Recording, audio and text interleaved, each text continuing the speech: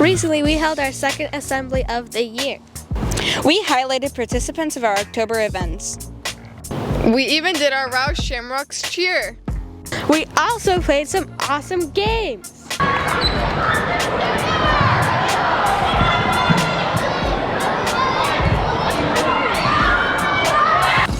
For future assemblies, if you want to participate, we've got you covered. Just drop a Shamrock or good news slip in the grade level bucket in the front lobby. We will also pull Shamrocks from these buckets to determine who our Minute to Win It contestants are.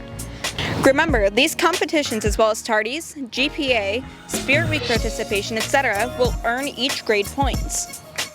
At the end of the year, whoever has the most points will win a pizza party. Currently, the staff's in the lead with 10 points. Now this is not okay. 6th grade has 8 points, 8th grade has 1 point, and 7th grade is rocking like a goose egg. So if you want to help your grade get those points up, drop your Shamrock in the buckets at the front of the school.